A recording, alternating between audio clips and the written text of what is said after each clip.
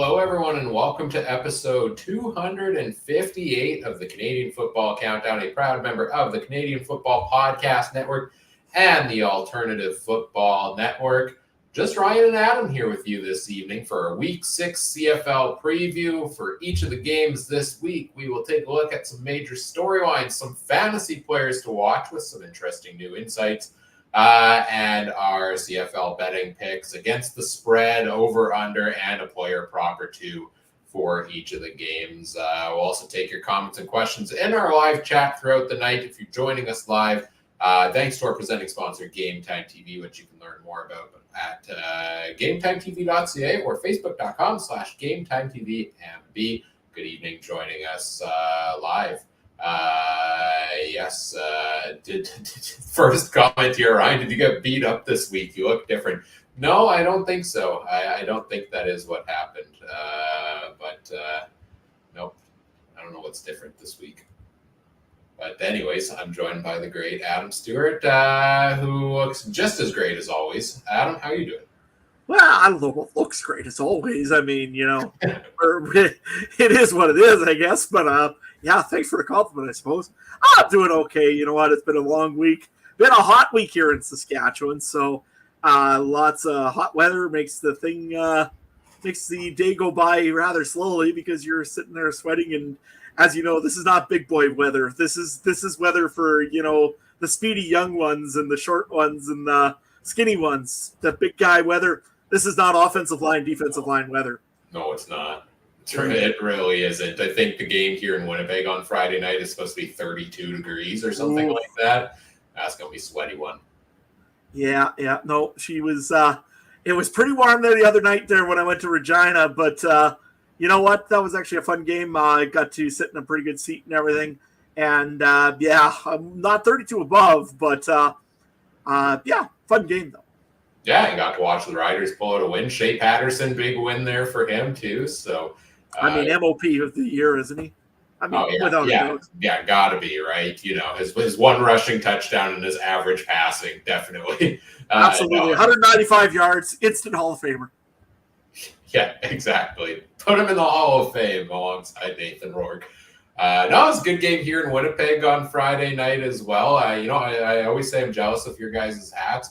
I continue the mantra, losing makes winning fun. Let's put on the Bomber hat. It was a good game. It was a fun game. It was one of the most fun Bomber games I feel like I've been to in a long time. All they did was sit there and grind it out, didn't they? Yeah. I mean, literally, I watched this one. It was, okay, Brady Oliveira, here's the ball, run. Yeah. Until he got hurt, and then they decided, hey, Johnny Augustine, while we're waiting for Brady Oliveira to come back, here's the ball, run. No, it was more like here, Chris Streveler run the ball over and over. It was definitely one of those grinder games for Winnipeg, but you know what? They won. Now they're not 0. Now they're down to 1. Yeah, there we go. I forget. I think it was Mike texted me. It was like, "Yep, Bombers playing a good old-fashioned game of rugby."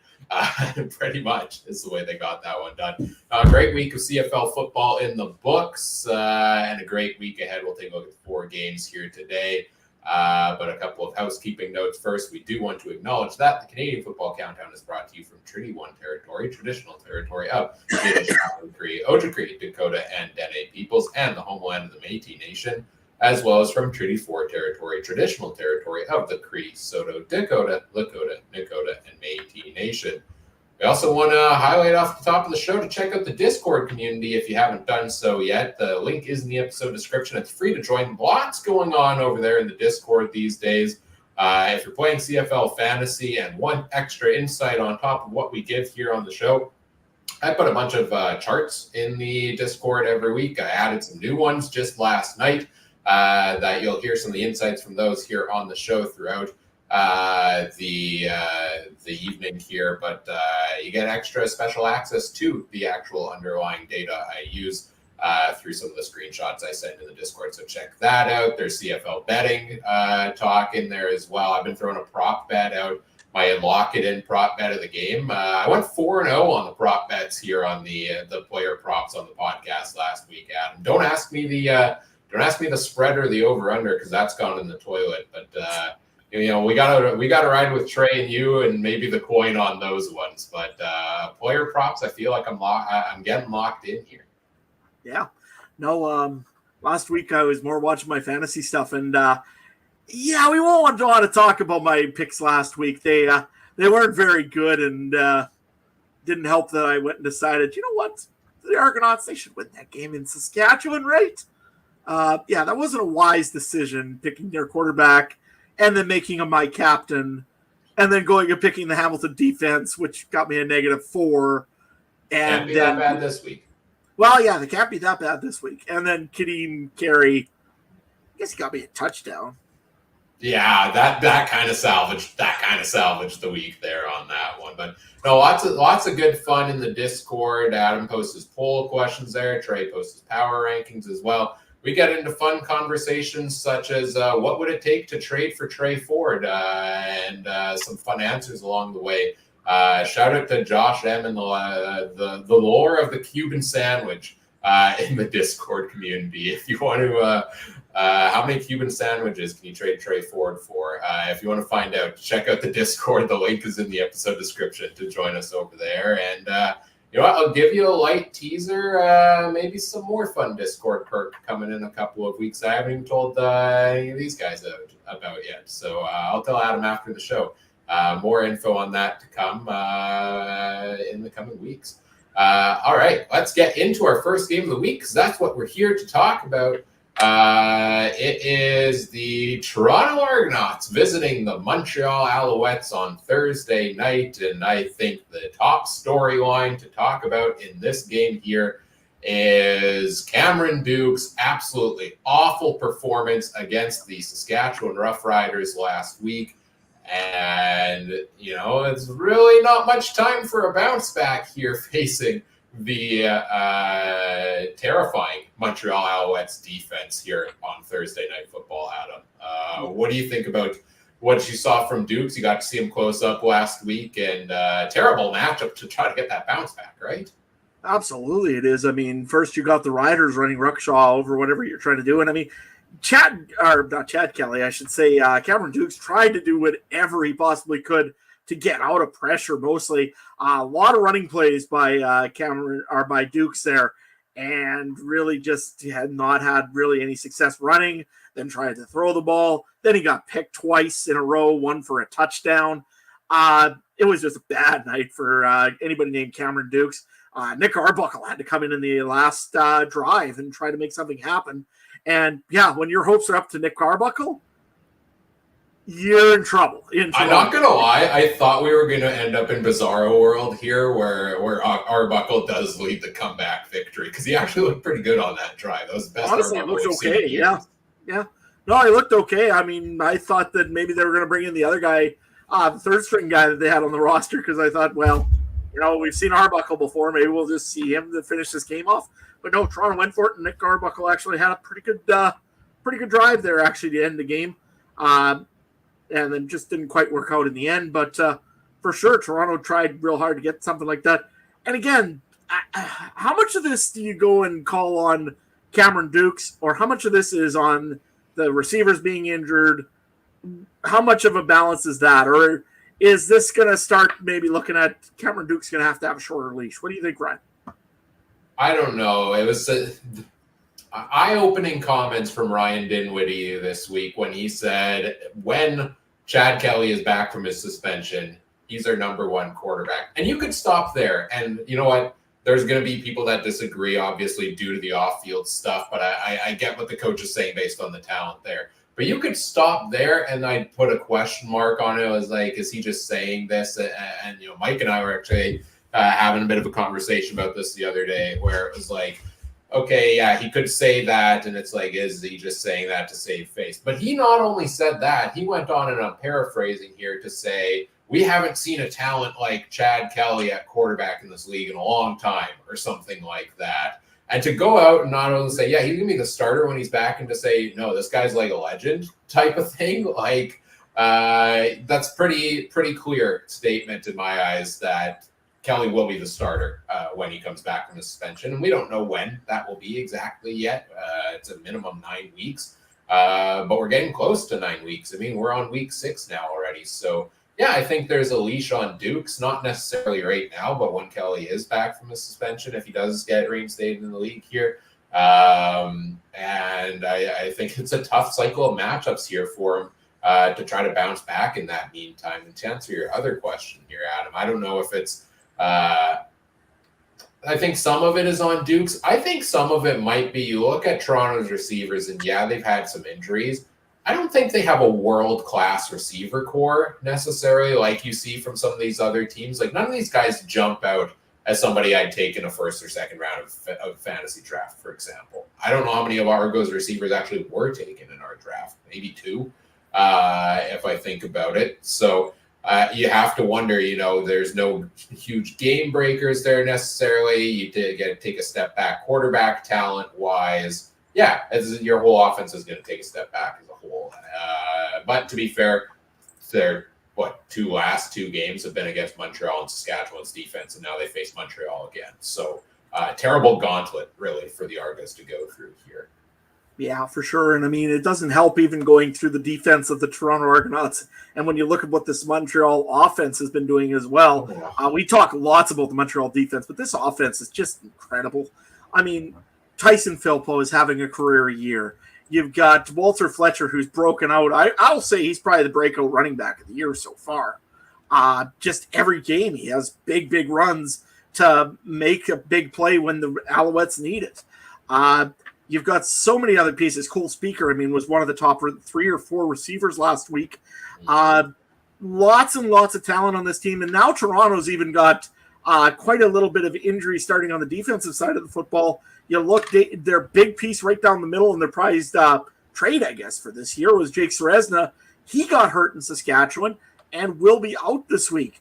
If you're the Argonauts, you got a suggestion how you're going to stop all these pieces, or are you just going to try to contain one thing? Just lay down and die and, turtle mode? I don't know. Let's see how this pays off. Yeah, exactly. It's the Argos are giving up over 300 passing yards a game already, and Cody Fajardo is having himself a heck of a season, and it's tough to shut down Tyson Philpott. And you mentioned Walter Fletcher, and one of the most intriguing stats for me, Walter Fletcher has more receiving yards than rushing yards on the season. He's at 232 receiving, 230 rushing. This is a guy that put up over 100 yards through the air last week as a running back. Only carried the ball 5 or 6 times, but he's just a glorified receiver in a running back's body right now, and it's working for them, and they've got all of these weapons, and right now it's really hard to shut them down. Last week, you look at it, I think on this very show last week, I was saying, when's Montreal going to lose? I have a hard time seeing a scenario where this team's going to crash and burn. Well, that almost happened against Calgary last week, where somehow the Stamps put up 23 points on them in the first half, and Montreal turned the ball over, and Calgary made the most of those mistakes. That's what Toronto has to do, exactly that. But then you can't let up. And this brings me back to what we talked about a lot with, some of those Bomber teams the last couple of years, I think, where it's like, you kind of got to do everything right for a full 60 minutes to beat some of these teams like the Alouettes are right now. And that's a tall task for these Toronto Argonauts. Yeah, I just don't think the Argonauts can put a full 60 minutes together. You looked last week, the first play of the game there with Janarian Grant running back a touchdown. If that doesn't happen, the Riders pretty much walk Toronto. I don't think that game was really even close, other than you had a rookie quarterback in Shea Patterson. If the Riders had Trevor Harris and their regular receiving core, that game isn't even close. The Argonauts just look bad. That being said, I guess let's move on to fantasy if you want to, Ryan. Anything you're looking at this week besides Tyson Philpo, because everybody has to pick Tyson Philpo? Yeah, so I guess just to touch on, like I mentioned before, I got a couple of new charts we're looking at for fantasy here now. We've been looking at favorable matchups in terms of, okay, this team gives up, say, 20 points a game to quarterbacks and something like that. But sometimes that doesn't tell the whole picture. So we've also now added charts to my collection for seeing what players' average rank among others at the position are, and how that compares matchup wise here as well. So we'll take some of that into account here. Now let's start with Cody Fajardo as a quarterback at 14,000. Dream matchup this week. I think he's got to be a lock as one of the top quarterback options. And I'll say I've gone Vernon Adams, I think, every week so far.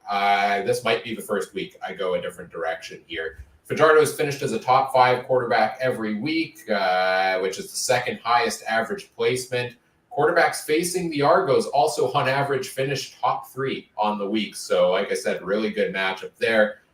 Over 300 yards a game, 74.6% completion rate. The Argos give up worst in the league, and 7 big plays, and I think second most touchdowns in the league. So we talk about that air attack for Fajardo and the Alouettes. I think he's going to benefit from that. I also think you have to lock in Tyson Philpott, because Tyson Philpott has been a fantasy hack so far this year. He has finished as a top 2 wide receiver in 3 of 5 weeks. He finished 4th in one of those other weeks. 3 games this year of 10-plus targets, 130-plus yards, and he also has 4 touchdowns in the last 5 games, including a 20-point performance against the Argos weeks ago. And then Cole Speaker, you touched on him there a little bit. He's been a top 4 wide receiver, actually, in back-to-back weeks. 2 weeks ago against the Argos, he put up 25.3 points. He plays that, no, I guess he doesn't play that left slot back position anymore. Never mind. But he's performed well against the Argos, and he's got touchdowns in 3 of his last 4 as well. So those are the main pieces I'm looking at in this game. I've got some notes on a couple of others here that I'll touch on here briefly. But let me turn it over to you here first. What do you like from this game? Yeah, I think you pretty much nailed all the ones I like. I'm going with Tyson Philpott. I mean, how could you not at this point? Yeah. The other one, again, Fajardo is a pretty good choice. I think he probably might give you a little bit more upside right now than Vernon Adams Jr., just because Toronto, I think, has a few more kind of pieces to fill, and they don't seem to put much pressure on the quarterback as maybe a Saskatchewan can on BC. I think Saskatchewan lately, their defense has just kind of really stood out. So if you take Vernon Adams in your high price and Saskatchewan actually gets going, that's really going to hurt you in the end. So, and especially when they're a ball hawk kind of team, Saskatchewan. So, I think Cody Fajardo right now is the pick for quarterback for me. Tyson Philpott, and I'm thinking maybe Walter Fletcher, just because I seen Saskatchewan run on Toronto a little bit more than I thought maybe they should have. So I'm starting to, and not only that, with the injury to Jake Seresna, it may not be a bad idea to let Walter Fletcher try to eat up the middle. So I may put Fletcher in my lineup as a flex. We'll see what happens here. But those are the 3 I'm looking at. Toronto side, no. Yeah, a couple of other notes here. Starting quarterbacks against Montreal this year, an average placement of top of 8th, meaning as bad as it can be for us who do not bank on that Cameron Dukes comeback this week. Also, don't like any of the Argos receivers. Their highest average placement is 15.3 on the week. Find yourself a top 10 receiver. Don't take an Argos one, especially in this matchup. You touched on Walter Fletcher, and he has been really good.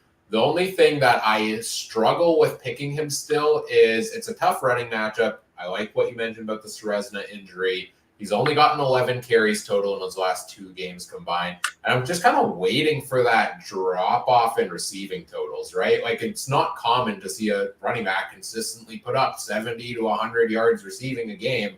And so I'm waiting for that drop off. And if it comes, I don't know if he gets enough carries, and it could be a rough week. So I think I like some safer running back plays than Fletcher. But he certainly is dynamic and explosive, and he's been doing that the past couple of weeks. Let's get into our betting picks for this game. Don't have the totals from the last couple of years, or last couple of weeks, I should say. But we do have our odds here, and Trey did send us in some picks for the spread. We didn't get his over-under picks. If he is still in the chat, I saw him hanging out in there earlier. I know he had some stuff to do this evening, but if he's there, maybe he could throw those out for us also. Toronto or Montreal, 6.5-point favorites at home against the Argos. Trey is taking the Alouettes on the money line and at -6.5. Adam, what are you taking in this game? I'm going to probably go with the Alouettes. I mean, I can't see them losing by more or less than a touchdown, to be honest. They have all the momentum going into this game, and Cody Fajardo looks good. They got a healthy offense. They got a good defense. It's going to be Montreal for me all the way. I'm going to go on the over for Montreal, though. I think they're going to have a big game this week. And Toronto, yeah, they might get some garbage plays at the end, and that's what could cause it to go over 50.5. So you're taking the over on this one as well. I'm taking Montreal -6.5. I'm really a believer in these Alouettes, and I think they are going to shut the Argos offense down. Oh, I hate these spreads. I really hate the spreads or the over-unders on these games. Give me the over on this one. Actually, what was the score when they played 2 weeks ago? Let me take a look. Pull it up here. 30-20, so 50.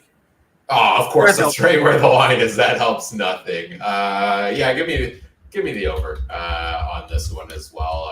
So much can happen. We've had there was a stat today of like 20 out of something, 25 games or whatever it is have been, or 24 have been, 15 out of 20, that was the number, have been decided in the final 3 minutes of the game. So lots of points to be scored during that time. Adam, would you do us the honors and flip the coin? Sure, just so everybody remembers. Heads is the home team. Rider side is the away team. We'll just flip the coin, and it is an away team. So I guess Toronto is beating Montreal this week, according to the coin.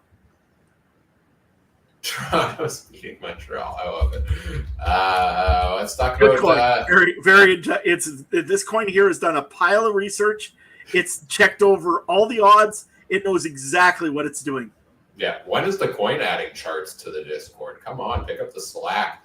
Let's talk about player props. Again, we'll throw out a player prop each. Just kind of a meta conversation on the player props. I've kind of honed it in the Discord as well, where I give kind of one main prop for each game. It might be the same as what I throw out on the pod. Sometimes it's not, based on change of information. And then I'll give some other ones considered. But I find it a lot easier to hone in on one than try to get a run of, say, 3 or 4 out of 5 correct in a game. So shifted that around. It's worked pretty well. Again, went 4-0 on the props here on the pod last week. Looking at this game, I can go first since you went first on the game props. There's a couple I like. I mean, Walter Fletcher under 47.5 is a little juicy if he only gets so many carries, but that could go bad in one long run. I'm going to go with the safe pick here, which is Tyson Philpott over 87.5 receiving yards. He has hit over that number in 4 of his 5 games so far this season. Like I said, 3 games over 130. He's cleared that by a mile. I don't like the Argos pass defense one bit. Give me Tyson Philpott to keep doing Tyson Philpott-like things. And that's my player prop for this week. Which one do you like here, Adam? I am trying to get this to load on my side, and I'm having a little bit of difficulty, so bear with me for a quick minute. I've been fighting this computer all day, and now it's still we're still having a little bit more of a fight, I see. So just give me a moment here. Oh, yes, I care about the Baltimore Ravens so much right now instead of the NFL. More wagers. Let's take a look here. Nothing to show. Well, that's great. That's what I wanted to know. I wanted to get some wagers on this game. I may have to put a buy out for me on this game here. You know what? No, it won't work for me here. No worries. We'll move on then. Yeah, we got to move on. So yeah, I'll give us the player props for each of these games here. All right, those are our picks. It's showing me nothing here now every time I click on one of these. Interesting. All right. Well, we'll move on to our second game of the week then, which is the Calgary Stampeders visiting the Winnipeg Blue Bombers. Another rematch from 2 weeks ago, with the Bombers hosting the Stamps. Again, going to be like 32 degrees at Princess Auto Stadium here Friday night as they rematch after 2 weeks ago. They went to overtime, I believe these two teams did, at McMahon Stadium. Bombers coming off their first win of the season. We talked about it a little bit off the top of the show. It really was the run. I can't even say the run and gun because it was really just the run and run mantra for them. I mean, Brady Oliveira, 28 touches. Strevler ran for like 70 yards. Not much passing in that one. But the Bombers found a way to get it done, and now they've got the one win. And there's a lot at stake with this game because these two teams play each other only twice this year. Calgary won that one in overtime by a field goal, I think it was. And if Winnipeg wins this one by more than the field goal, they're tied with Calgary in the standings, and they've got the tiebreaker, meaning suddenly, 0-4 start, doom and gloom start to the season.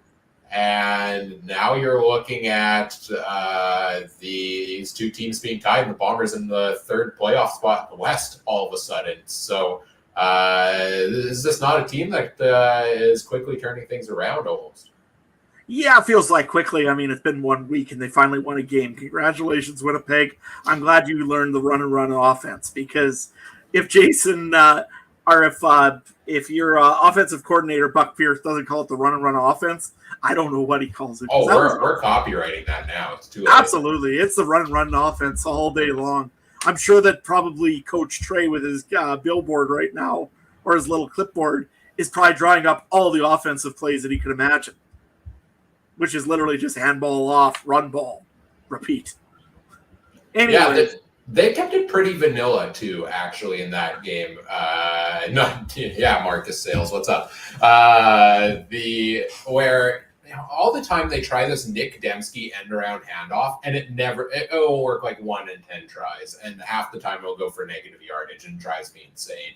And I thought maybe they'd do more of that. No, they handed the ball off to Oliveira, or they took Strevler and ran the ball. Sometimes he'd run out and he'd throw this little flick pass, which I actually kind of liked to mix things up. It was really hard to stop. So, we talk about that, but the thing is, Zach Collaros is seemingly healthy. I know he's listed as questionable in practice, but Zach Collaros is coming back in to take things over at quarterback. Strevler's not going to be the starting quarterback going forward as long as Collaros is healthy here. No. Let him start. We all want to see what happens. I mean, it's the more entertaining option. I mean, Chris Strevler is like a train wreck. Once he's out there and starts throwing the ball, other teams just want to keep watching. They can't turn their heads away from a train wreck. Anyway. I've never, nowhere else and no other quarterback do you have a scenario where it's in the fourth quarter of a football game and you hand the ball off to your running back as the quarterback and then go block for him. Like any other starting quarterback in the league, you're walking away like, please don't touch me. Strevler, no, I'm going to go block for my guy. Like he's an enigma. He's an enigma, that one. It's the best way to put it. But, his style of play is one that can win you one-off games here and there. It's not one that can win you the length of the season, which is what Winnipeg's going to need here. I know we've given a lot of flack to Zach Collaros, and he's not played well this year at all. But I think having him in at quarterback in the long run does give you the better chance. And I'm interested to see what that extra week off, because he thought he could play last week. Coach didn't want to chance it. That extra week to kind of just sit and watch and refocus. I wonder if that's something that gives him an opportunity to kind of turn things around coming back, because that's really the focal point of my storyline for this game has to be, what does Zach do, and what does Buck Pierce do with the offense, and does he keep giving Oliveira those kinds of carries? Well, and I mean, Oliveira did ask for it the one day there, I guess, said, give me the ball, essentially, out in the media, so he kind of was asking for it, so he got his wish. They did win over it, so maybe you do keep handing the ball off to Brady Oliveira. You're right, though. Zach Collaros is your starting quarterback. I mean, it's as simple as just saying the word game film. Eventually, players are going to key in on Chris Strevler making those little flea throws over to the side and just kind of doing the thing, and teams are just going to key in on it. It's not very creative. It's not very much. So, like I said, Collaros gives you that variability that you need in an offense. But you know what? I think maybe this is the game where if you have Zach Collaros in, he's probably going to get you a touchdown or two just because he can stretch the ball a little bit. Calgary's missing some big pieces now in their defensive secondary. Demario Houston, I believe, is still hurt.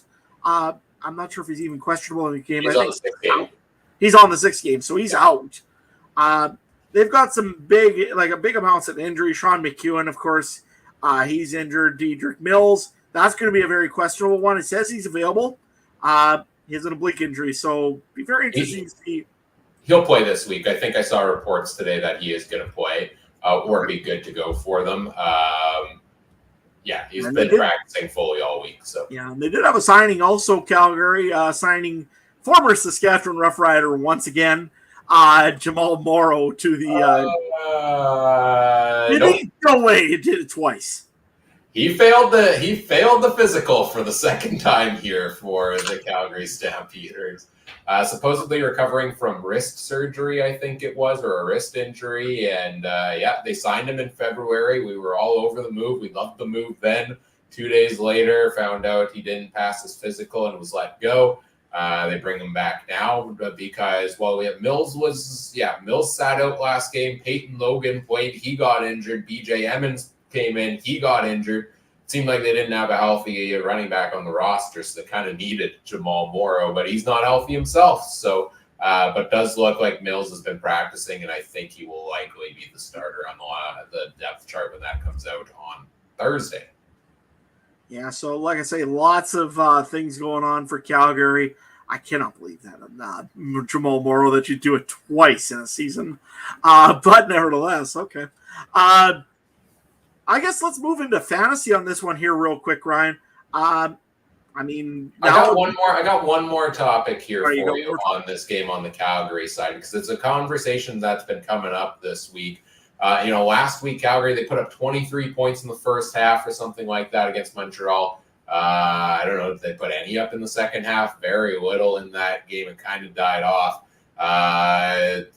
Jake Maier had 90 passing yards on the day. Didn't look great in that category. He's been getting a lot of flack again that he's kind of regressed over the last couple of weeks. Where are you at on Maier right now with the Stamps? Because everyone seems doom and gloom over him, and maybe I haven't watched enough, of his film in the last couple of weeks, where I recall the first couple of weeks of the year, he was looking actually pretty darn good and was one of the better quarterbacks, I would say top half of the league.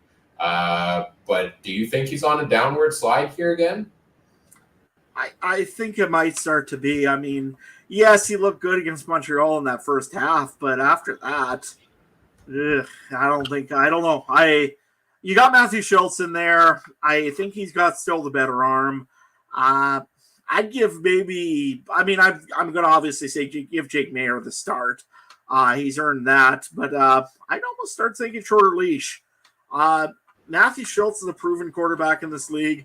He can throw the ball. I don't know if he's really a starting quarterback, but you know what? Jake Maier there, I think, is the guy that you got to start. I think he did give you the win against Winnipeg earlier in the year. I would think that probably you want to go with Jake Maier at least to start this and then see what happens as you go. Yeah, Maier's passing totals in his 4 games this year, 252, 339, 239, and 106. So it hasn't exactly lit it up. I guess, you know what, there's valid concerns there, I think, with the play he's had so far. And, it's not as much of an issue if they can supplement it with the run game, but then you have to supplement it with the run game, which is hard when you guys are a little bit banged up as they are. Let's get into the fantasy talk, as you talked about. 2 players from this game that intrigue me, may consider putting in my lineup. One is Brady Oliveira at $10,000. I know he missed 1 practice this week, I think. Let me try to find that injury report to confirm what I'm telling you is in fact truth. Yes. Because that's important. Yeah, he missed Monday, but he's been full since then. Questionable on the injury report. I'm going to guess that means he's playing. If he was a full participant in the last 2 days, they might honestly need to list him as questionable if he was not practicing in there at some point. It's also Mike O'Shea. Everybody that comes in is questionable or out. Exactly, yeah. But last week, 23 carries, 5 catches, 166 combined yards for Brady Oliveira. This is the recipe for the Bombers' success. They need to keep doing it. And the Stamps give up 6.1 yards per carry and 103.5 yards per game. It's a really good matchup. if they keep feeding Oliveira, I think they will find some success in this game. The other play that intrigues me is Martin Michel at wide receiver for $8,000. In his last 3 games, he has finished as the 11th, the 3rd, and the 9th best wide receiver. So almost a top 10 finish in each of the last 3 weeks. Against the Bombers 2 weeks ago, he put up 22.5 points, and he's getting that target share, 10 targets in each of his last 2 games. Those are my 2 plays here. I've got some other notes as usual as well, but Adam, what do you got between Calgary and Winnipeg? I've got Brady Oliveira without a question in this game here. Winnipeg proven that if they're going to win a game, they've got to run the ball, and Brady Oliveira is a big piece of that puzzle. So I'm going to go with Brady Oliveira. Other than that, I haven't really picked anybody else from Calgary or from Winnipeg, to be honest with you. I was thinking for a while there I was going to go crazy and try to change my roster up real weird and try to figure out how to get some other better players on some of the other spots and then have to go with Chris Trevler. And then I was like, no, it's Chris Trevler. He's not a quarterback. I can't put him there. So I ended up going with somebody else. So, yeah. Right now, all I've got is Oliver. He didn't go in the running back spot there, Trevler, so I couldn't put him in. And I'll say potential for the Calgary running back also. Winnipeg does allow a league worst 111.6 rushing yards per game. But I wait and see the depth chart. I think it will be Mills, but double check the depth chart when it comes out. No Bomber receivers for me in this game, regardless of the quarterback. Only once this year has a Winnipeg receiver finished top 10 in scoring, and that was Nick Dembski in week 3. And either of these quarterbacks, none of them have finished top 4 on the season, so I don't like either of the quarterback plays this week either. Into our betting picks for this game, the Bombers are 4.5-point favorites. So for the 5th straight week, this 6th straight week, this 1-4 football team is the favorite. The over-under is at 47.5. Trey is sticking with his guns and going with the Stamps plus 4.5 and the Stamps on the money line.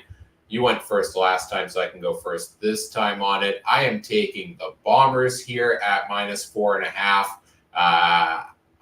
To me, they feel like a team where they got the one win. They got the one win, and that's going to translate into a second, and that could translate into some momentum for them to build off of what they had last week and the ways they found success last week. I think it's also hard to beat a team twice in 3 weeks, basically.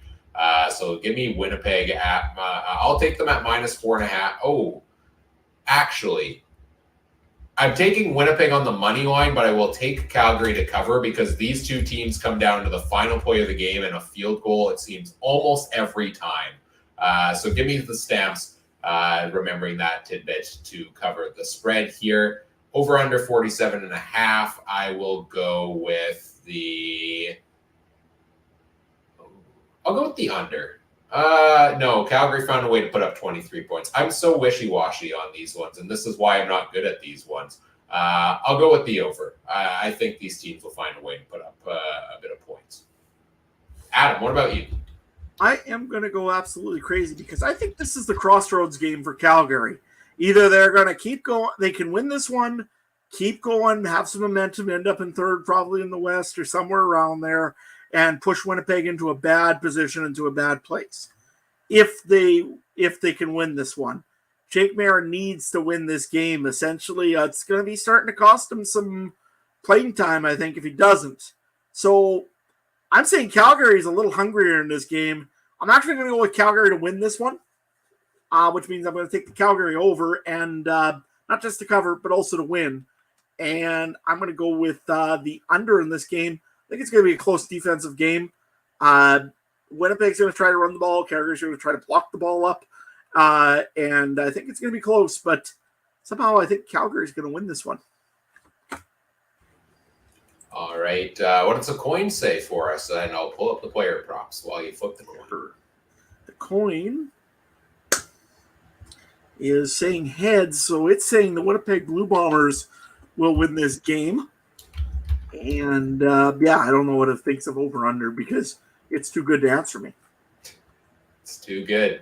The Winnipeg props, or the Winnipeg Calgary props are interesting because we don't know. I assume Zach Collaros is going to play again in this one, which means the Winnipeg receivers should get a little more usage in here. I kind of like, I had him in the fantasy plays. I kind of like the Mark Michelle. He's at like 61 yards, roughly 61 and a half. I'm just trying to find his totals on the year here on my spreadsheets.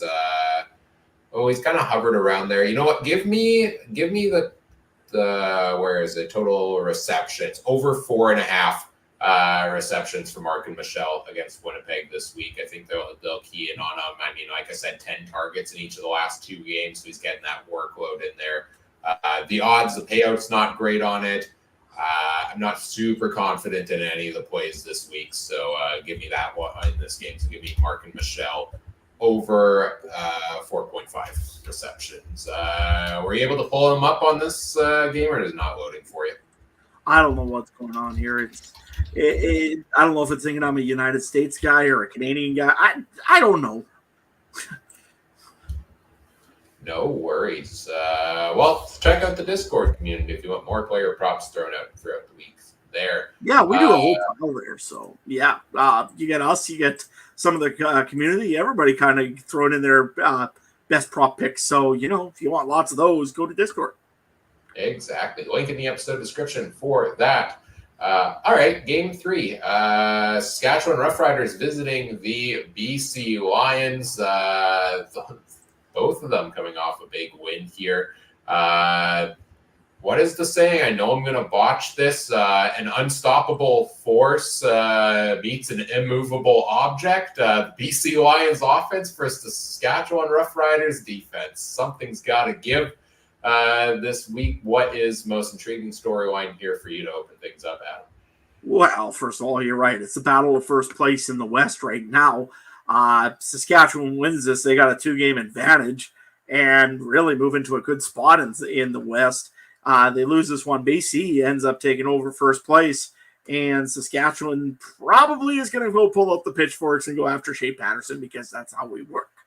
It's just the way we roll in this province.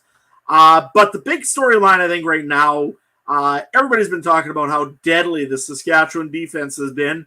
Well, they got some problems all of a sudden, and some major problems. You want to go through them, Ryan? Yeah, you're talking about the injury report for the Saskatchewan Roughriders defense. I mean, do you have defensive linemen that are available to dress? Because I look at the injury report here, and I see 5 defensive linemen, 6 defensive linemen on the injured list this week for the Riders.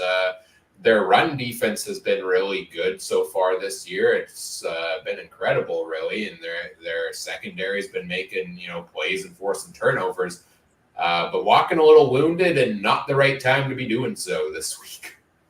Yeah, and some of those are very major injuries. Christian Albright will be probably done for the season, from what I've heard. I've also heard about Charbel DeBeer. Both of those guys suffered serious knee injuries. Will be done for the season. I don't know when they did it. I mean, like I said, both of them looked like they were on the field and celebrating a win there against Toronto. So, practice? I don't know when this happened, to be honest with you.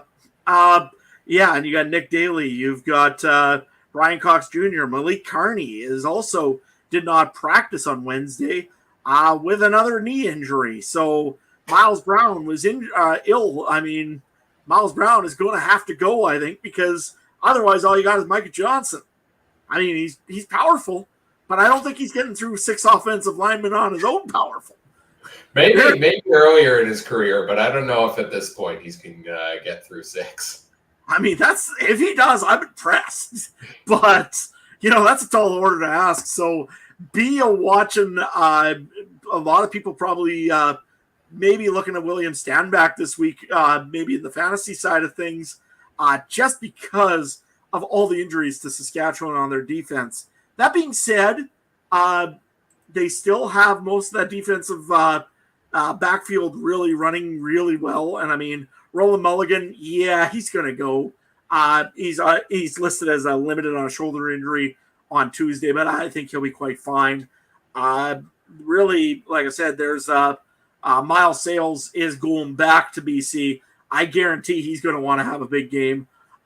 So picking Vernon Adams, well, that could be interesting as well. Just seeing what they did over to Cameron Dukes. That being said, Vernon Adams is a veteran, and Cameron Dukes sure isn't. Ryan, what are you looking at in this matchup? Yeah, I mean, the Riders' defense has been pretty scary so far. What is Shea Patterson going to do in this game as well? He looked serviceable, is the word I would use last week. He didn't look fantastic. He got that nice rushing touchdown. He got decent passing average passing day, and he got it done. And kudos to him. It's hard to get a win, in your first game like that when all the pressure's on you. So I give him full props for it. He didn't look flashy to me in that game for sure. And now he's facing BC, where he's facing a quarterback on the other side of the ball that is looking like a world beater. Like Vernon Adams, we talked about the amazing season Nathan Rourke was having when he was here with the BC Lions. VA honestly might be having almost equally as good, if not better, of a season. He's averaging 350 passing yards a game on the year. And you look at last week, he had 330 and 4 touchdowns in the first half for them against the Hamilton Tiger Cats. Granted, I could probably put that up against the Ticats defense right now. And I've never thrown a football in my life. That's not true. I have, but not professionally. So, the Ticats defense, how much of that is them? How much of that is VA? Well, VA has been doing this to everybody all season long. So that is really that's the matchup I'm looking for, because the Riders take the ball away a lot. They get pressure on the quarterback a lot. Now they're injured. But on the other hand, week 1, we were saying, BC's offensive line is a disaster. They're giving up 6 sacks, I think it was, to the Argos. They haven't allowed a sack or an interception since that week 1 game. They've turned it around full time. This offense is rolling on all cylinders. Stanback's rolling on all cylinders. Who even cares about all the other receivers on the team? Nobody can stop Vernon. No one can stop Alexander Hollins and Justin McInnes. And my draft team loves every little bit of that. But there's nothing seemingly anybody can do to shut this offense down right now. So it's a tall task, and we'll see if the Riders can do it. And that's really going to be the deciding thing about this matchup is those two sides there. I mean, it's not that Saskatchewan doesn't have the pieces to make an offensive drive. Just Shea Patterson has to calm down a little bit in the pocket. The second half, he wasn't too bad when I was watching that game. But you got to remember, he was also missing his main target, or at least Trevor Harris's main target back in the day, Sean Bain Jr., who is coming back this week after attending a funeral. So you've got Sean Bain back. You've got Keon Schaefer-Baker, who's had some big games against BC. You've got AJ Ouellette, who looks like any time now he's going to hit that next gear and absolutely take one to the house. He was looking very close against Toronto, and there's a few times that he was pounding the turf wanting that. So it'll be interesting to see what they do with Ouellette versus that defensive line of BC. But you're right. I mean, BC has so far answered anything that has come to them except for Toronto's defense for some reason. Other than that, BC has looked kind of like a world beater. You're right. Hollins is absolutely deadly. Justin McInnes, I'm sure the Riders would love to have that one back. It's been a great year for the BC Lions, and this should be a really fun game. I think they're selling upper level tickets already, so it's going to be a packed house in BC Place. Yeah, I've got some quick notes from actually the CFL.ca game notes for this week, talking about Vernon Adams Jr., quoting straight from the article here. He's on pace for the second most all-time passing yards in CFL history with over 6,307 is what he's currently on pace for. Only 3 other quarterbacks have ever thrown for over 6,000 yards in a season, and VA is on pace for that. Not only that... Does it say who number 1 is? Number 1 is Doug Flutie in 1991 with 6,600. So that's pretty good company there. Not only that, Alexander Hollins is on pace for 2,063 receiving yards this year. And only 3 players in CFL history have eclipsed the 2,000-yard mark. So it's incredible to watch, really, with this offense, that it keeps going to the same guys, and you keep thinking, okay, they're going to have to spread the ball around. Someone's going to shut them down. And just nobody can shut them down so far this year. We'll see if the Riders can this week. As we get into our fantasy players to watch, and while I talked about those stats, I think that's enough to highlight that you should put Vernon Adams Jr. and Alexander Hollins in your lineup. They're expensive. They combine for $29,000 in price, but some more quick stats here. VA has been a top 3 quarterback in all 5 weeks, 20-plus fantasy points a week, and he's averaging 26.2. Especially if I really like it, maybe even more than Fajardo if the Riders are as banged up on defense as they talk about. Not only 350 passing yards a game, but 24.5 rushing yards average as well, which helps pad the stats. And like I said, no interceptions since week number 1. Alexander Hollins, meanwhile, a top 6 wide receiver in 4 of his 5 weeks, averaging 22.9 points per game. And he's got a good matchup because starting left wideouts finish on average as a top 9 receiver and 17.7 points a game against the Riders. It is one of the best wide receiver matchups available this week. Let's talk about let me stick with the Lions here. I'll hand it over to you and talk a little Riders after that. But I don't have Justin McInnis on the list this week, which is tough because I left him off last week for strategic matchup reasons, and it burned me. McInnis having 8 targets in the first quarter and like 33 points in the first half of the game. Unreal week last week, but the Riders have completely shut his position down this year. They're allowing just 7.8 points per game, and left slot backs average a placement of 23rd among wide receivers against them. I'm going to guess that's where Roland Milligan lines up based on how well he's been playing this year, and he's been shutting wide receivers down, including shutting the likes of Tim White down not once but twice, who I think is still one of the best receivers in the league. So I'm going to make the bold play. Everyone's going to put McInnis in their lineup this week after what he did last week, and I think I'm holding him out of mine for this week. And then William Stanback is the other one that I'm kind of iffy on. He's up and down. Number 1 running back the last 2 weeks. Great. Top 3 finish in the 3 weeks where he's gotten receiving work. Great. But in the couple weeks where he didn't, he finished 7th and 8th. So it really depends whether they're going to throw the ball to him. I think they will. The Riders allow just 46 rushing yards a game. That's probably going to change if they're as banged up as they are. So maybe there's some more room for Stanback. I had him kind of written off, but I maybe turn it around on him as a potential option this week. But I love my BC Lions. If anybody wants to send me a BC Lions hat, I really got to get myself one of those because I would call myself a Lions fan almost at this point in time. I keep winning fantasy championships thanks to them. Adam, what do you got from either side in this game? Yeah, I mean, Nathan Rourke won you a championship. Now it's Hollins. Last year was VA. Last year was VA. And Grimes. And I mean, yeah, it just goes on and on and on from there. Keon Hatcher. I mean, like I said, Ryan is pretty much making bank every year. All you need to do is just take the BC Lions away from him, and you never know. You might have an opportunity to win.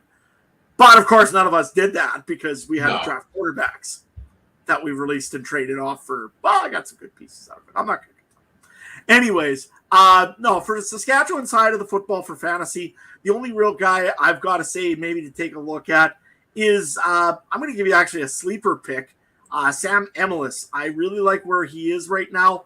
I think that he's due for a few more touchdowns, and he's got the right lineup in the matchup that BC's not really strong against, if I look at that right and how I looked at your charts. So if I'm reading Ryan's psychology correctly, I should be taking Sam Emilus. So that's one to maybe take a look at. He's still quite expensive. 10,000, I think he is in the fantasy, if I'm not mistaken. But I think he's going to have a big game. So you may want to try him out. A cheaper option, which sounds crazy that I get to say that, would be Keon Schaefer-Baker. But you know the BC's going to key on him. They've watched Keon burn him a lot of times, so they're going to key on him. Anyways. It's fine. It's funny because it rhymes. Anyways, I don't think that probably he's a great pickup. You can look at AJ Ouellette as well. However, that defensive line of BC's is very strong, especially being led out by Nathan Cherry. I thought, though, that I did see him possibly on the injury list. He was, but he's fully practicing. He'll be ready to go.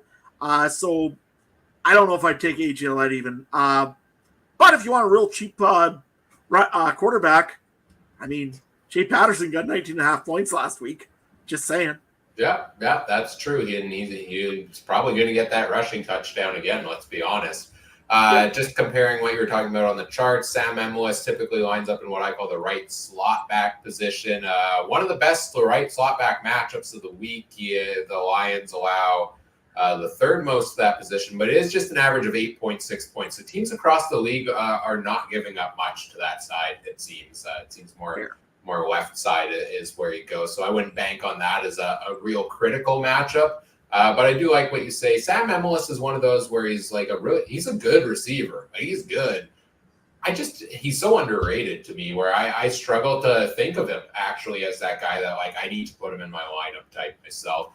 And I'm kind of staying away from all the Riders receivers because 4 different ones have had a top 7 finish this year, which is great, but it's hard to know which one it's going to be on any given week. And I also really don't trust Shea Patterson as a passer. I think he can put up that total for you as a rusher, rushing quarterback potentially, but not in his passing game alone. So I don't like supporting those receivers that are also kind of up there in price.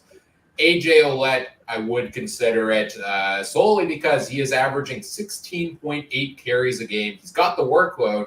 He hasn't done much rushing-wise with that workload, but there's plenty of opportunities, and you have to think with his talent it's going to happen, where at least one or two of those are going to break out for a big game here and there. So he is averaging 12.4 points per game so far. So for that price, you kind of need more from him at that workload. So I'm not strongly considering it this week, but it's hard to ignore that he is getting the number of opportunities he is and has potential to put up the points.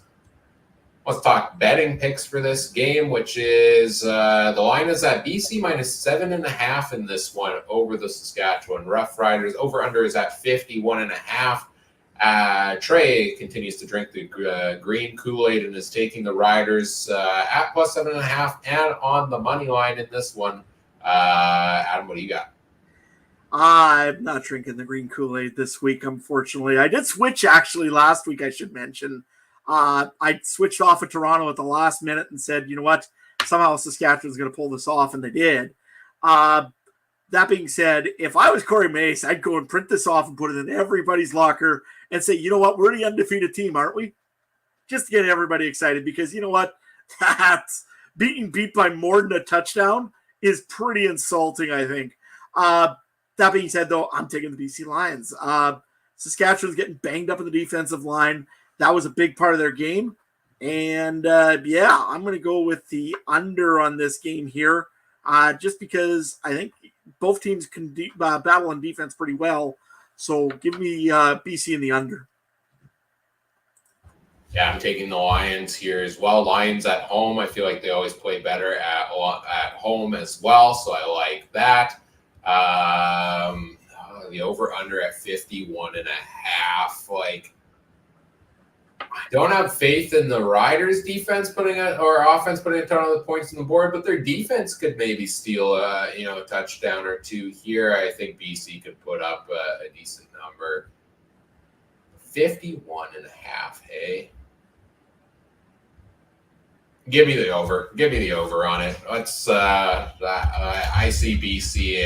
If Saskatchewan's defense is banged up, I see BC continuing to do what they can do and put potentially 30 points on the board. And then we just need 21 or so from or 22 from the Riders. I see it a scoreline like that. So when we get to next week, do I have to write the reasons why Winnipeg's going to win and Trey gets to write the reasons why Saskatchewan's not going to win, or why Saskatchewan's going to win? Yeah, I think that's. I think you've swapped fandom pretty much. So, and I'm the neutral BC Lions fan in the middle. Anyways, let's see what the gold coin has to say about this game. I mean, again, this coin has no bias, even though it is a Saskatchewan Roughriders 100-year coin. But it is going for the home team this week. It's going for the BC Lions. It's that reverse psychology that Mike always likes to try to pull. How's that working, Mike? It always works. What are you talking about? All right, looking at player props on the game. Take a look here at some of these numbers on this one. There's a few I like on this one again. Especially, again, check those depth charts. Like William Stanback at 54.5 rushing yards. If the Riders were healthy, I would say under. If they're not, I would probably go over on that one. But I'm going to stand by what these charts say and going to stand by the Roland Milligan should probably be in consideration for Defensive Player of the Year at this point. And there's going to be an overcorrection here. And Justin McInnes, give me under 79.5 yards as my player prop pick on this game. I do think they shut him down a little bit. And I think Alexander Hollins is the one you're going to want to look at for your BC wide receiver on this game. So give me McInnes under 79.5, as much as I would love to see him over that for my draft league team. Fourth and final game of the week, it was the Ottawa Redblacks visiting the Edmonton Elks, who are coming off the bye. The Elks still looking for their first win of the season this week, and Ottawa potentially coming in a little bit banged up after Drew Brown left last week's game with an injury. What intrigues you most in this matchup? Well, I think it's going to be if Drew Brown plays this game. I think that'll be probably a big storyline in this one. He was limited in practice. Head injury, so we all know what that probably means. I think that probably means the old C word, but you know what? I don't know if the Ottawa is going to let that go and mention that really that loud. But you know what? I thought Dustin Crum did a pretty decent job of, trying to patch up what he could. So that's, I think, my biggest storyline would be Ottawa and their quarterback situation, like we just said. On the other side of the football, Edmonton, just win the game already. They just about beat the BC Lions. They just about beat who was it the week before? Like they're always right there to win the game, and then they just can't. Toronto, they just about beat. They just about beat Montreal by losing by 3 points, 2 points, all these weird, close games. Saskatchewan by 8 points. I mean, Edmonton, just win it already. As sad as it sounds, I think they're going to have to rely again heavily on Curly Gittins Jr. It seems like McLeod Bethel-Thompson is going to be hucking the ball quite a bit, like he's been doing quite a while. And I think this is going to be one of those games where he has to make the old huck and chuck and see what he can get out of it. Ryan? Yeah, something's got to give for Edmonton. Are we really going to be at the same point year after year where there's so much hope in the coming into the year for the Elks, and then we're in week 6 or week 8 or whatever we're talking about? We're still talking about a winless football team. Something's got to give for them eventually. Looking at the power rankings for this week, I would put Edmonton, if you're comparing Edmonton and Hamilton, I would put the Elks ahead of the Ticats because they have been competitive in a lot of those games. They look good. They just haven't gotten it done so far. And I think that's going to turn around a little bit as the season goes along for them, because you look at their games so far this year. Week 1 against Saskatchewan, well, they're undefeated. Week 2 against Montreal, well, they're undefeated. They faced the Argos in week 3. Then they faced the Lions. It's a pretty tough schedule that this team has had to start the season. Now they've got back-to-back against the Red Blacks. And I think they win at least one of these, if not both. But I think they do win at least one. It's a matter of can they get it done this week for Edmonton. And I still really think they have to get the ground game going a little bit more. They have to get Eugene Lewis involved a little bit more in there. He really hasn't gotten much. He's got all the talent in the world.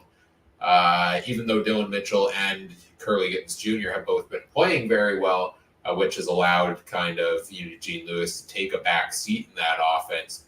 You can unleash him somehow on there as well. That's huge for the Elks.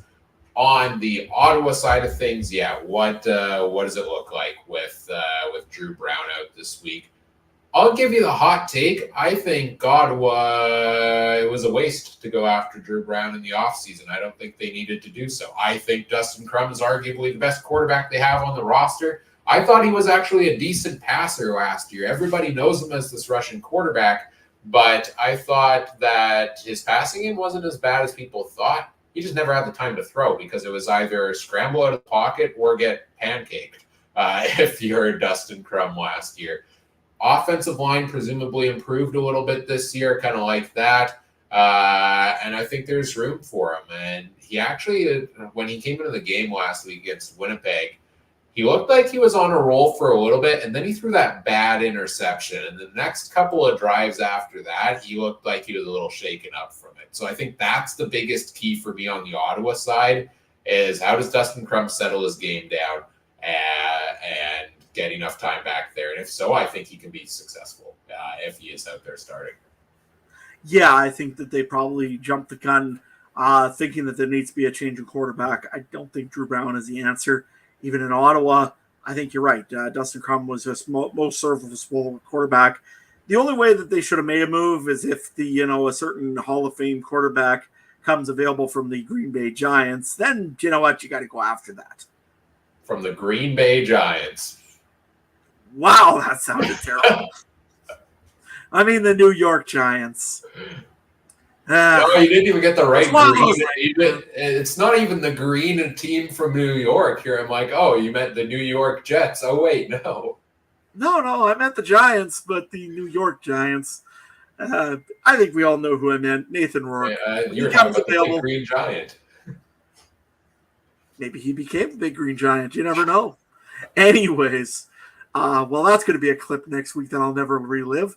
Anyways, you're right. I think Ottawa got some extra time now. Deontay Bull looks pretty good there in the offensive line and a few other players. Desjardins as well is settling in, I think, pretty nicely in Ottawa. So I think they'll be fine with whatever quarterback they have in there. I don't think it's a big of an issue. Over on the other side of the football, does McLeod Bethel-Thompson have to get this win, or can we see possibly a change in Edmonton?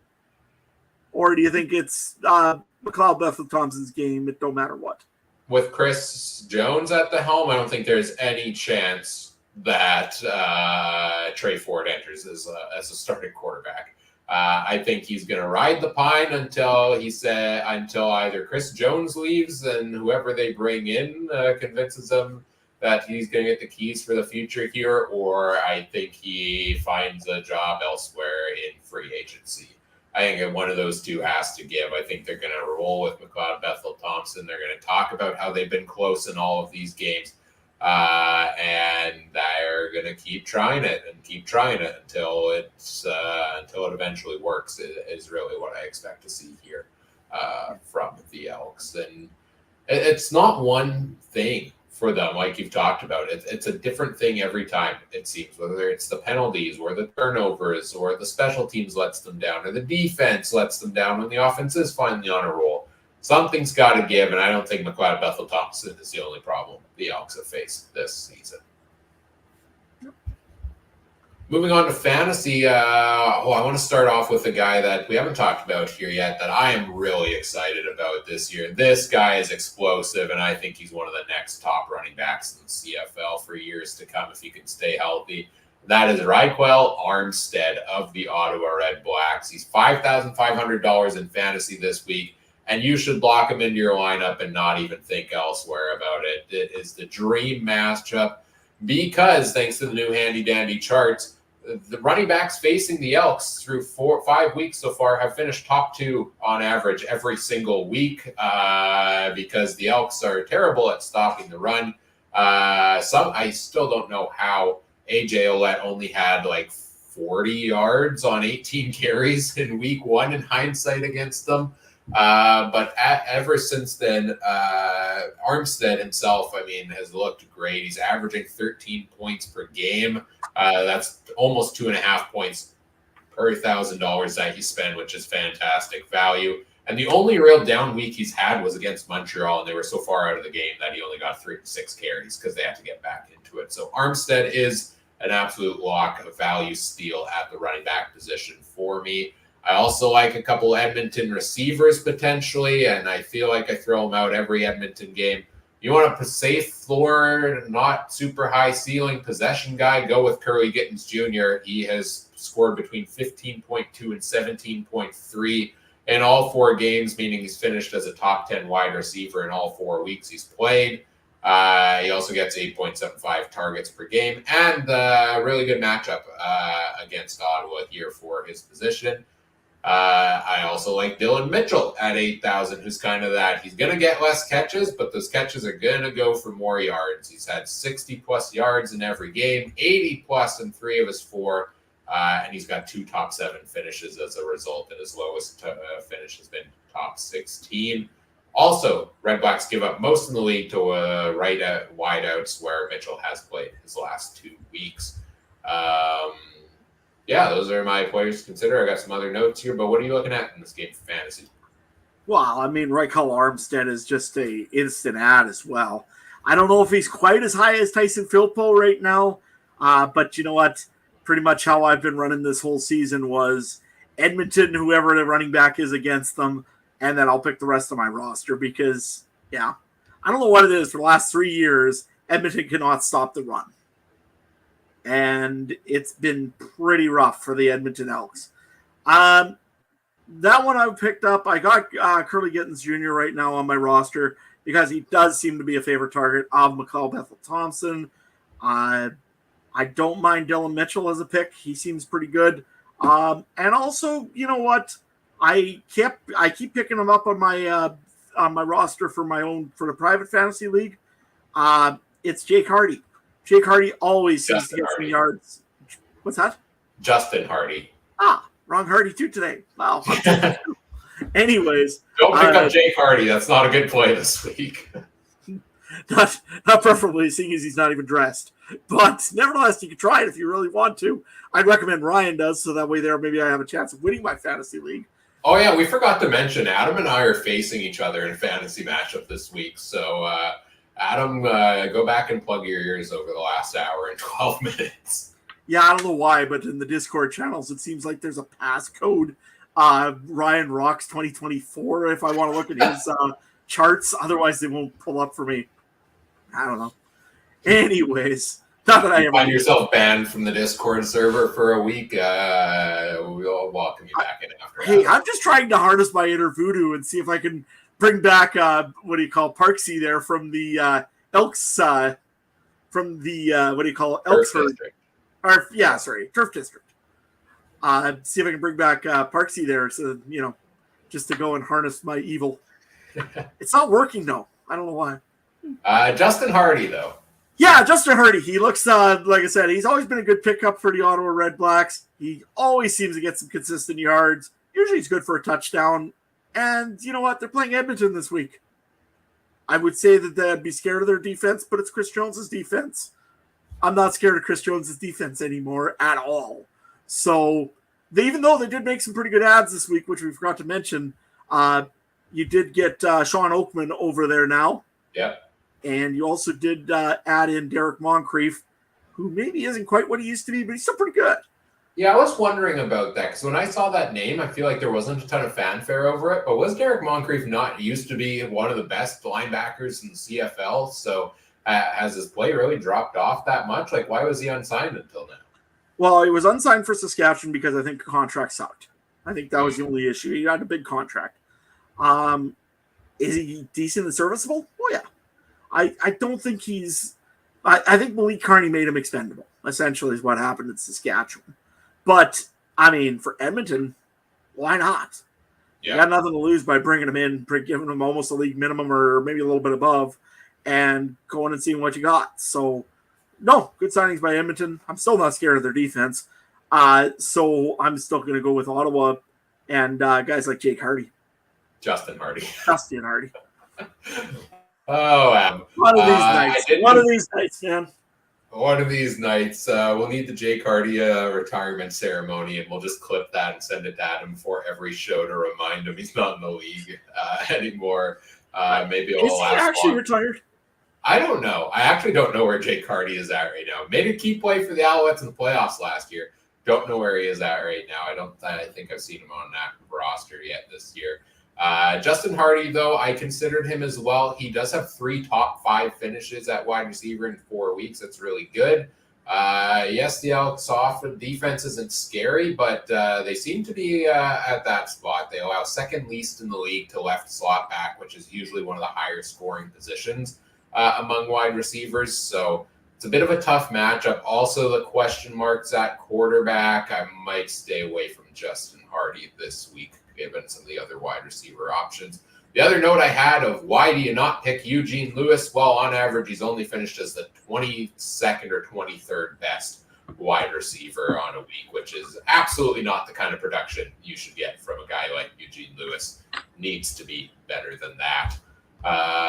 Betting picks for this week's game. The Elks haven't won a game yet, but they are the home favorites here at -3.5 points. The over-under is at 49.5. Trey has gone with Ottawa on the money line and has taken the Red Blacks to extend the Elks losing streak here. I'm going the other direction. I'm going with the Edmonton Elks to win this one. I will take them.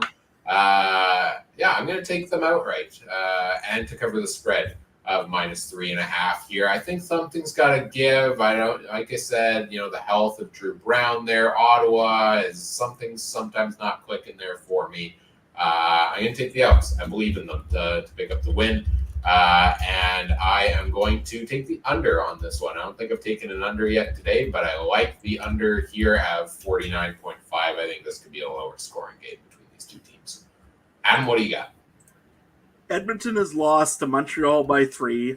They lost to BC by 3. They've lost to Toronto by 3. I think it's time for Edmonton to win by 3. I think they've taken and shotting off all their feet, or off their toenails and everything else. They ain't got no toes left already for shooting them off. I think it's finally time that maybe they just go and take a shot at their opponent instead. So give me Edmonton to win this game. Are they going to win by more than 3.5? That's a good question. I think I'm going to actually take Ottawa to cover, but I think Edmonton's going to win by 3. I wish it was only 3 instead of. Oh, it's actually Edmonton by 4 technically nowadays in the thing. We did get an old number, but I'm going to go with Ottawa to cover this 3.5 or 4, and Edmonton to win. And I'm going to go with the over on this game. I think she's going to be an old classic throwdown. And, I think both teams are going to get a lot of touchdowns and have some fun doing it. Edmonton fans, go to this game. You'll have some fun. I can guarantee you that. Yeah, okay, your talk about these field goals convinced me. Let me switch it. I'll go Edmonton on the money line still, but give me Ottawa plus 3.5 on there because I do think it's going to be close on this where I'd rather kind of pad my opportunities here and take that either Edmonton wins this by 3 or if I get this terribly wrong and Ottawa wins, well, then the Ottawa's still going to cover that. So you convinced me there, Adam. But what does the coin say? Let's see what it tells us today. It tells me that the Edmonton Elks will get their first win of the season here against the Ottawa Red Blacks. And then next week they play each other real early in the week. So that'll be interesting.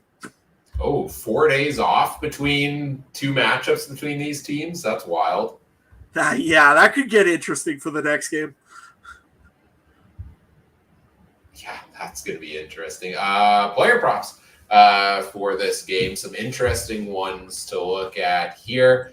I'm going to give my lock on this game to the running back. I hyped him up. Raquel Armstead, over 71.5 rushing yards. I think that's easy against this Elks defense. I think he's hit over that in 2 of his 4 games so far. Happen to be the 2 against Winnipeg, who struggle against the run. Edmonton struggles against the run too. Give me Armstead over 71.5 yards is the play I like the most on these ones. But I always do like me some Curly Gittens Jr. or Dylan Mitchell type props as well. But that's my go-to on this one, I think, is the Armstead. The matchup is just way too good for that one. Let me just write that down in the books here to keep track of that one. Do you agree on that one? Over 71.5? Oh yeah, I think Armstead's easily going to get over 71.5. I even predict him for 2 touchdowns in this one here. I'm not sure what the prop is on that one, but I think Armstead's going to have a game. I mean, most running backs do. So I think that's a pretty safe one. And yeah, if you want my prop bets, I will get this working here. I will give you one from each game, but you got to go to our Discord channel to get it because I got to go afterwards and go get them. So check out the Discord channel later on. I'll post up a prop bet from each one. It might be tomorrow morning, but you will get a prop bet for each game from me. Plus 420 for Raquel Armstead to score 2+ touchdowns. You know what you can do if you want to go for a real bit of terrible odds, and you should not do this even for the ant farms, even for a tiny ant farm, even for a single ant. Tevin Jones plus 6,000 on 2 touchdowns. I don't think he's gotten in for a rep yet this year. Also, you can take the... Yikes. Oh, they also have Ottawa's defense at plus 8,500 to score 2 touchdowns. Good luck with that one. And injured Drew Brown at plus 10,000. I don't think that's happening. Do not bet any of those ones. It's just throwing them out for giggles there. One thing before we end wrapping it up, you'll notice we didn't throw any defenses out here in our fantasy picks this week. They suck. They're not worth it one bit, the defenses this year. I threw some stats out in the aforementioned Discord community after crunching some numbers and just scrolling up to find them up here. Out of 41 times a defense has played this year, only 14 of those times have they scored more than 5 fantasy points on the year, just 34% of the time. Only 4 out of those 41 times has a defense scored more than 10 points. Your Saskatchewan Roughriders have done it twice. So that's under 10% of the time are you getting double-digit points out of a defense. It's not worth wasting the money. You won't hear me throw out a defensive matchup probably in my fantasy players to watch going forward because it's not worth spending up on it. Spend as little as you can. Which brings us to, Adam, do you want to mention what the defensive play of the week is? Absolutely. It's the Hamilton Tiger Cats. Best defense this week. They can't cost you any points like they did last week. Last week, I took a -4 from the Hamilton Tiger Cats. This week, you will not lose points by taking the Hamilton Tiger Cats. That I can put in my lock. Yeah, you will. That's my lock of the week. It's only $4,500 to take a 0, and it's well worth it. So you can afford Vernon Adams Jr. and Alexander Hollins and all those big fancy players that you really want. I might actually do it. I might have to consider doing it. I hate taking a 0, but I applaud creative fantasy strategy, and they won't let you leave a spot blank anymore. So spend the $4,500 to put the Ticats off defense in there to score you 0 points. When the next lowest is $8,000, that's $3,500 you can put to better use. If you pay $3,500 for another player with what you save there, that puts you up, say, more than 5 points or more than 10 points, well, then that's already better than 90% of defenses so far this season. So, I might have to lock that in as my defensive play of the year here as well. I will love the creativeness of it. And on a side note, we did a poll this week asking our Hamilton faithful and also the rest of the CFL, what is wrong in Tigertown this week going on right now? They're 0-5. They're in the bye week. I've got the results here for you currently. Some people are not paying attention. Bo Levi Mitchell is not the problem in Hamilton. No, MVP. 13% of people are voting for that. So, no, you're wrong. I'm sorry. The receivers, 6%.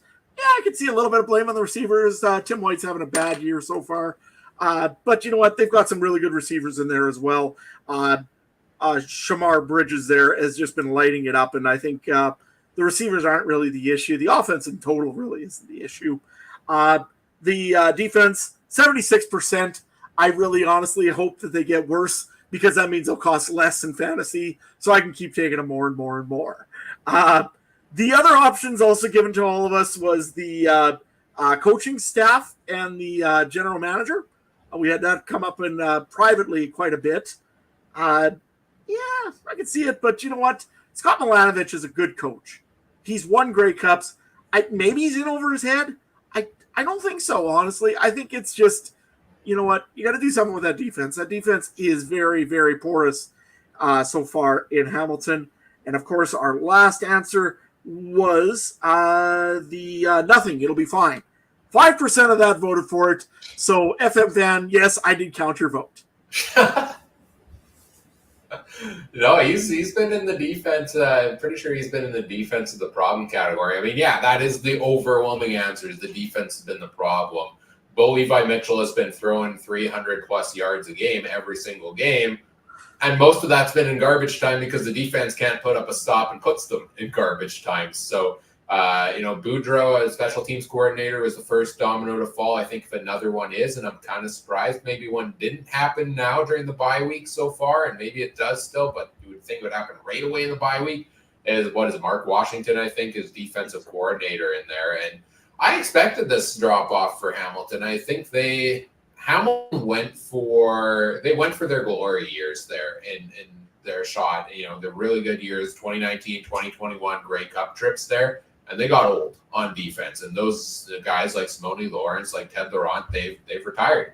And I don't think they built up the depth necessarily behind them. And now they're struggling on defense. And I don't think defense coordinator has done a great job there either. So I think he's the next domino to fall. I don't know if it happens now. They fired one coach already, yada, yada, yada. Coach's cap. But the defense is overwhelmingly the problem. Bo Levi Mitchell is worth $100 on the waiver wire, folks. He's my number 2 quarterback now. So absolutely, he will be my quarterback in week 8 during the bye week, most likely.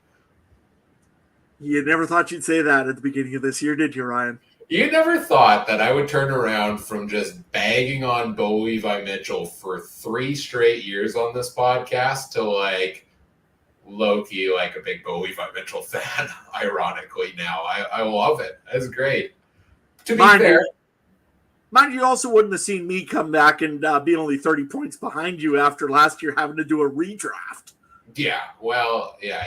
Now you're the only one with a shot of catching me if the Lions forfeit a couple games along the way. One injury, man. One injury. That's all I could say. Yeah, but then they've got West All-Star Jake Dolegala, so it'll be fine. It'll be fine. Mason fine. And there. Good evening, Richard, in the chat who hopped in late to say hi to us. Thanks for stopping by to say hi as we're just getting ready to wrap things up here. Oh, I don't have the slide. Let me grab the slide. Show up on the screen. In the meantime, I'll ramble about what's coming up next on the podcast, which is the same thing next week. That's fun. Week 7 CFL preview. We'll do all these fun things again, like what we did here tonight. Talk about, once again, my fantasy dominance over the rest of the guys here. And we'll make our picks and talk about storylines and betting picks and all that fun stuff here next Wednesday night. Same time, same place. Here live on the YouTube channel. There we go. Rambled long enough, far too long. In the meantime, you can follow us on social media. We're on Twitter at CF Countdown Pod or Facebook.com/CF Countdown Pod. You can find every Monday. Trey's got power rankings for you. I'm also throwing out the top 5 fantasy performers at each position there, trying to get that out on Mondays. Adam's got your poll question every Tuesday. And I'm trying to get those fantasy value plays in there for you all each week, but I've kind of trailed off on that a little bit because, the games start on Thursday, and I'm busy prepping this podcast for Wednesday, so might not see that come back for the next little bit. It's been tough to fit that in there, but if you have any questions about CFL fantasy lineup decisions, throw them out to us on socials or in the Discord. Throw them out to me at CooperTrooper42. Happy to answer those questions. Tag me in them there. I don't tweet much else than that, but you can find me there. Mike's at Mike Garrell. Trey's at Trey Harnesslink. He took the night off tonight, but he'll be back. I know he's always busy. He's got a lot of stuff going on, so check out all of his things there. Adam, where can people find everything you're doing over on the farm? Well, if you want to check that out, we do have a nice little Discord page, all dedicated to the farming section. I mean, there'll be lots of hay being cut right now. That's pretty much what we do at this time of year. So we go outside in a vehicle with no air conditioning, sit in it, and try to cut hay. Yeah, you try that for about 2 weeks. Nevertheless, you can check out that over on the Discord channel, or, just go over to Instagram, Farmer in Sask. Also, I do post up on the X once in a while at AdamSwerve1, but that's mostly trying to counter whatever Ryan posted about my fantasy picks. Mostly is what I do there. But you can also, like I say, follow Trey.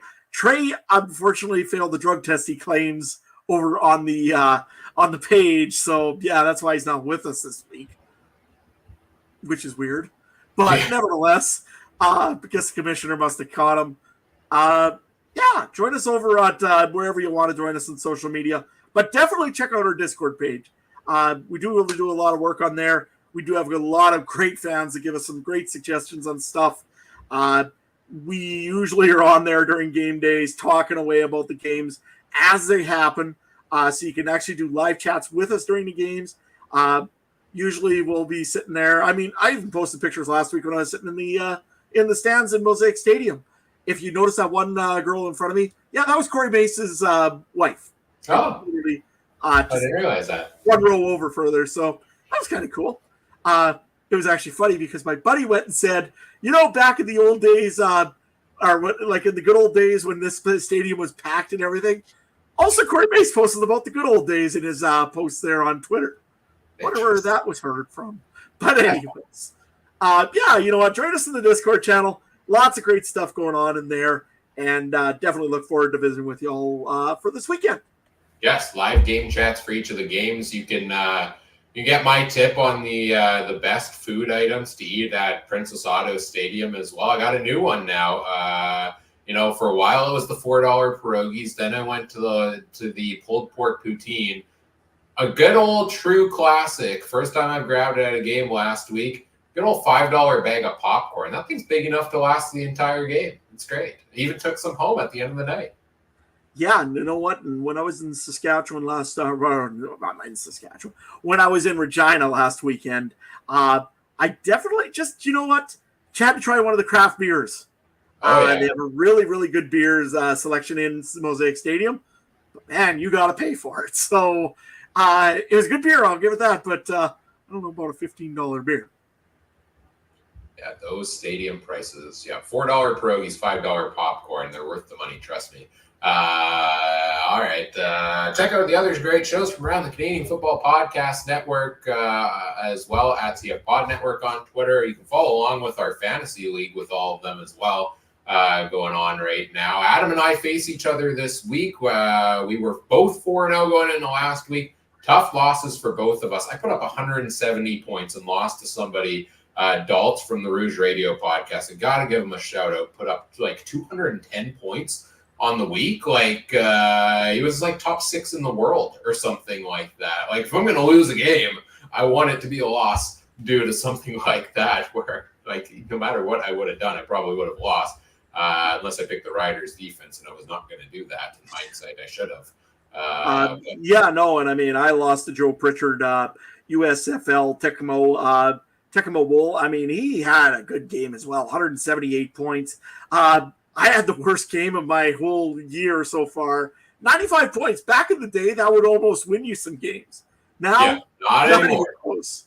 No, not anymore. I'm currently top 200 in the world, so we'll see what kind of progress we make this week on that. Also, the Alternative Football Network at the official AFN on Twitter or alternativefootballnetwork.com. Shout out to all of our friends from around the network over there. Check them out as well.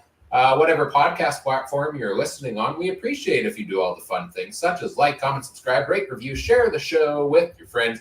Help us grow the show. We always appreciate that. And on behalf of Adam, I'm Ryan saying thank you for listening. Take care. Have a good one.